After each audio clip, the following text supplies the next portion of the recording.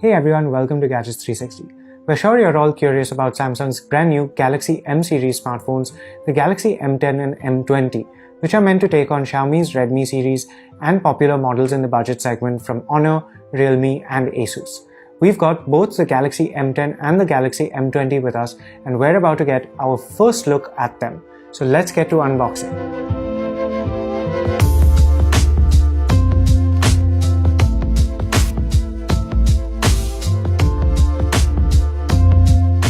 So here we have the boxes for the new Samsung Galaxy M10 and M20.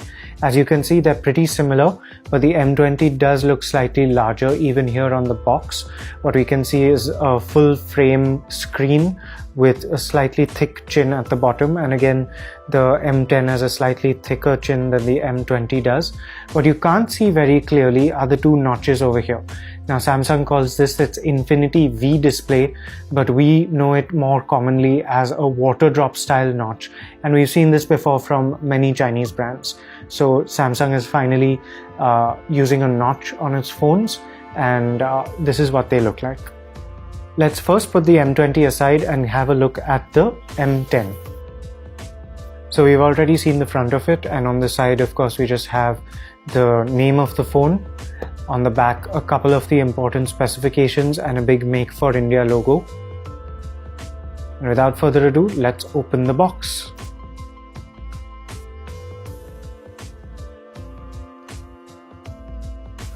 So right on the top we have a smaller cardboard box with,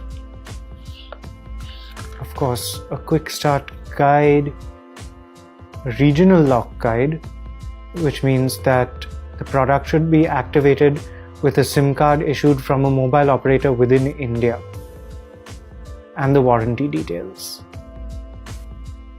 Nothing else in this little box. Then of course we come to the phone itself. Here we have it in what Samsung calls ocean blue. Peel off the plastic. That's our first glance at the new Samsung Galaxy M10. Let's try to power it on. There we go. And we'll set that aside while we look at what else is in the box. Seems pretty basic. What we've got here is a USB cable. That's micro USB, not USB Type-C, which we would have hoped for. We have a tiny little SIM eject tool right there on the bottom.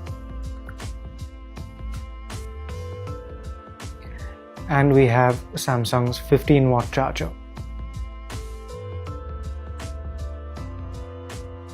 Now let's put all of this aside while we unbox the Galaxy M20.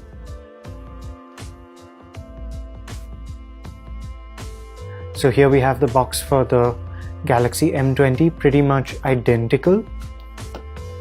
We have the name of the phone on the side, the important specifications, and the Make for India logo. Let's go ahead and break these seals.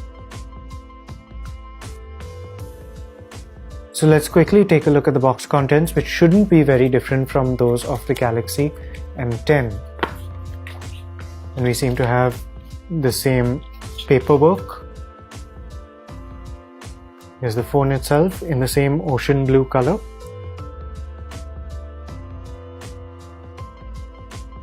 And put aside. And we have exactly the same accessories here, except that we see that the USB cable this time is a Type-C cable. So that's one big difference between these two phones. So we have USB Type-C, a SIM eject pin right on the bottom, and the same 15-watt charger. So now let's set these phones up and get a proper close look at them.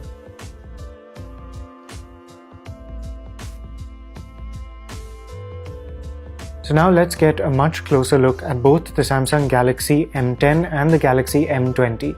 This is the M10 on my left and this is the M20 on my right. And the first thing that you can see is that although they're pretty much the same size, the screens are quite different. Now the Galaxy M10 has a 15.8 centimeter HD plus display, and 15.8 centimeters is about 6.2 inches.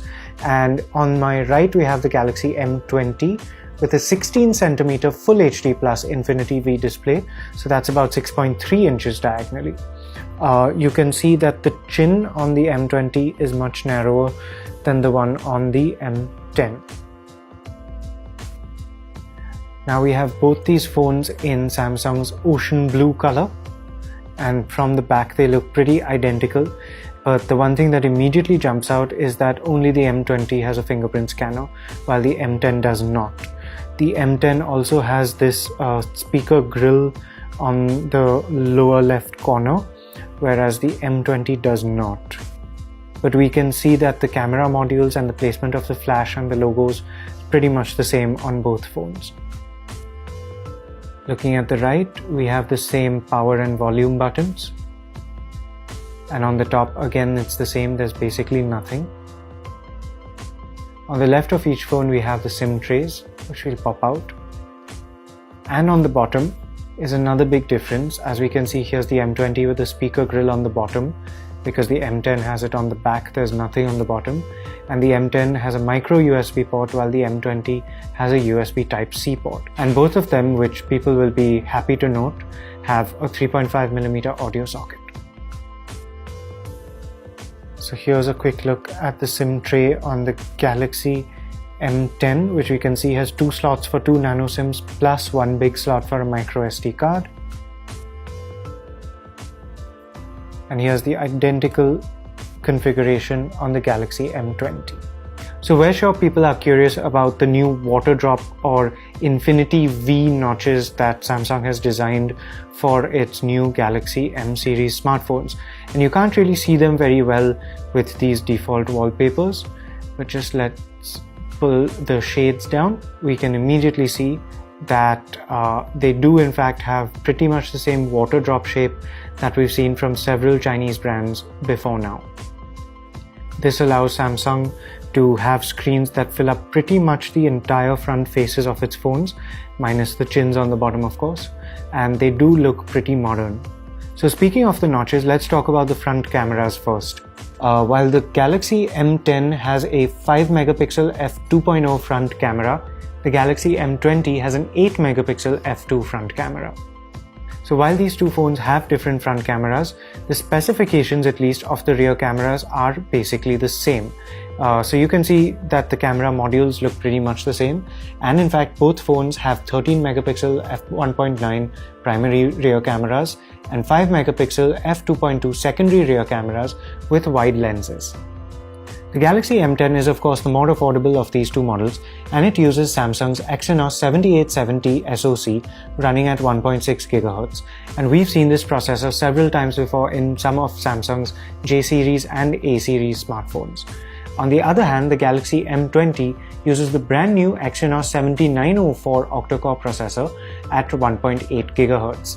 Now this processor has just been launched a few days ago, and it hasn't been seen in any previous smartphone, but it's meant to provide a premium multimedia experience for mid-range smartphones. The Galaxy M10 will come with 32GB of internal storage and 3GB of RAM, while the M20 has 64GB of storage and 4GB of RAM. The last major point is that the Galaxy M10 has a 3400 mAh battery, but the Galaxy M20 has a massive 5000 mAh battery. Both phones say they support fast charging. What that means is they come with a 15-watt charger, which should work pretty quickly. So while the M20 seems to have the better specs all around, one interesting thing to note is that because of the differences in the batteries between these two, the Galaxy M20 is a little bit thicker and a little bit heavier than the Galaxy M10. So if that's one of your primary considerations when buying a phone, you might find that you lean towards the M10 because it's lighter and easier to carry. So that was our quick unboxing and first look at the brand new Samsung Galaxy M10 and Galaxy M20. Do stay tuned to Gadgets 360 for our full reviews coming up very soon, in which we'll talk about these phones' performance, display, battery life, cameras, and much more. Thanks for watching, and for all things tech, stay tuned to Gadgets 360.